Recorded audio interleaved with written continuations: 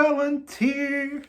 Palantir is going all the way to number one, baby. Yes, Palantir is flying high. Can Palantir go to the moon after earnings call is just coming right here, right now at Barry Charles, your one-stop shop for everything finance stock related. Let's get to the video. How are you doing out there? I hope you're having a lovely day out there.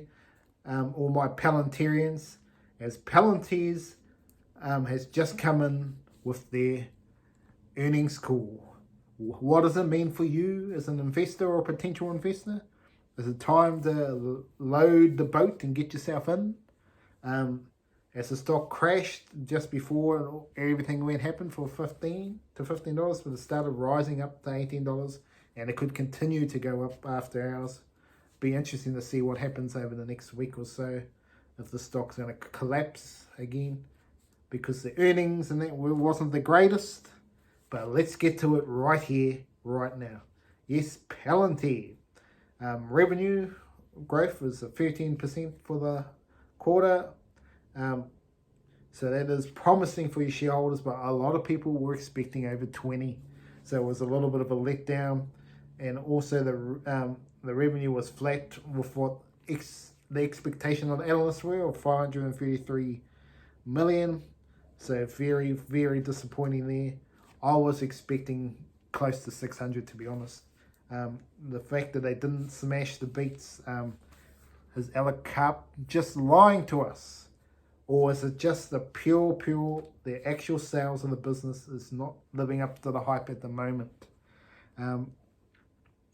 It's just something I thought we were expecting. This is from Alex Karp himself.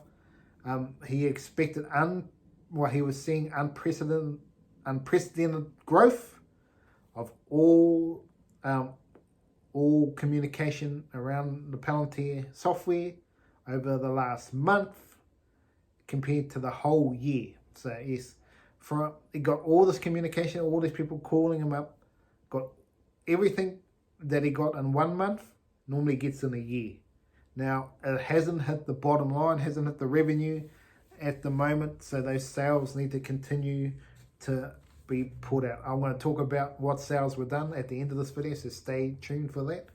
But yes, the revenue hit of 533 for analysts was just on par. Very, very disappointing as a shareholder.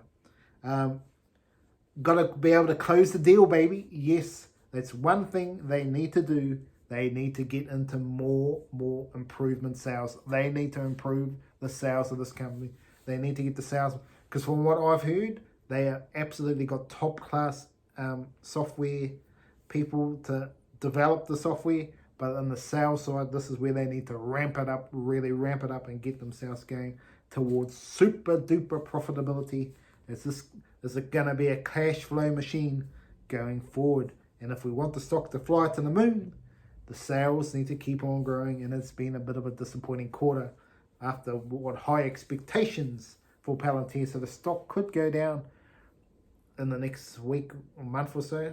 It could go flying up to. It depends on what people are saying, because there was a couple of good points in this thing. As you can see, the net income was up to 28 million, which is a yahoo from 179 billion net loss this quarter last year. So they have really turned it around and flipped it upside down, and it's beautiful, beautiful stuff to see from Palantir in terms of that. So are you getting excited out there, Palantirians?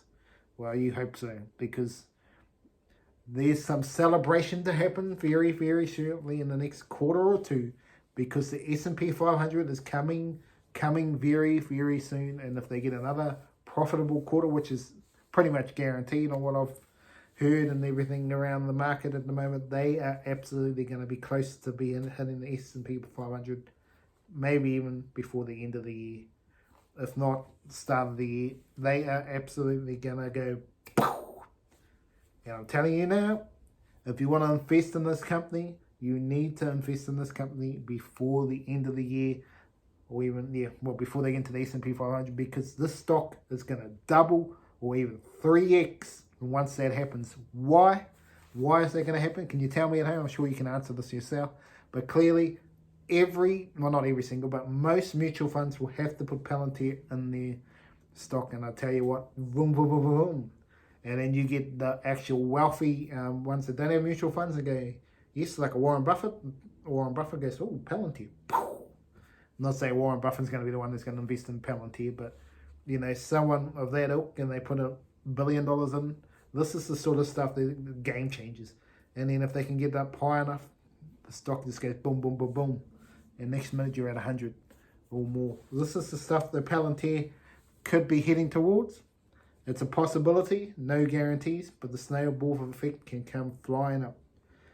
This is, as all I just said there, is not financial advice. Do your own research before you invest into any stock.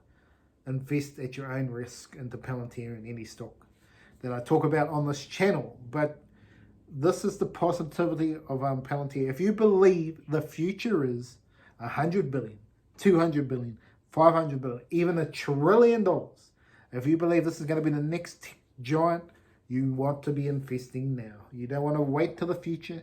You have a possibility to do it now before it becomes unaffordable. The price is good right now. Obviously, $6 was even better for anyone that got in at that point. Thank you very much. But if you really if you believe this company is going to go flying to the moon, I wouldn't be waiting around for another day. The price could drop a bit. I just think you just got to keep buying this one. Find what you think your price is, what you're willing to take the risk on. Some people might say, I'll just keep buying at $100 if it gets there. But I think there's a lot of work to do for Palantir shareholders out there. But yeah, you could be richest beyond your wildest dreams. But remember, not financial advice. The good thing on the company here, and this is the celebration for everyone, is their first share buyback ever. $1 billion worth. Hopefully they go all the way to 1 billion. It says up to 1 billion, they should go 1 billion. If they do this, hallelujah, all the shareholders are going to celebrate as they're going to own more of the business, because $1 billion shares, $1 billion worth of shares could go off the market, and boom, you own more of the business, and that is a positive for you. There's an investor, and that's what we want to see. What this also means is that generally the stock will go up. There's no guarantee it will happen, because a lot of people can sell out. So you might see it go up quickly and then sell quickly. So it's just something you have to be mindful of, but you still own more of the company than you did before. So it's very positive news on that front, and you could be looking at celebrating. The revenue increasing is absolutely what we want to be seeing for the next quarter and the quarter after that, and just keep on growing. Get this business large. You want the net income to increase. The S&P 500 inclusion.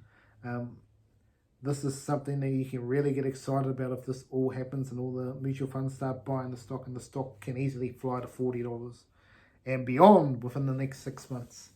If they execute everything right, they really want their sales team to ramp. This is the biggest key for them, the sales for me. They need to get the best salespeople in there and make this company explode.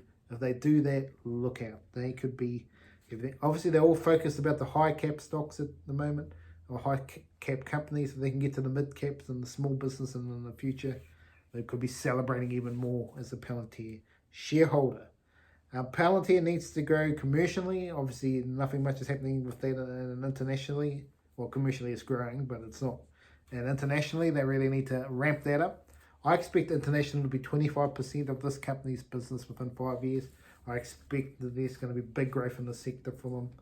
The biggest concern, though, for any of you Palantir shareholders out there, is that they're obviously heavily into the Defence Force and some of the other, and the government in the US, that will negate some countries adopting Palantir, because obviously Palantir are not going to go to China and be their defense force, or, well, obviously they're clearly not going to Russia, but you know what I mean. This is the stuff that concerns me about them growing like a super growth company, because they do have that little bit of tie in there. So that's a little bit of a concern for me. Obviously adjusted operating income was a positive of $135 million.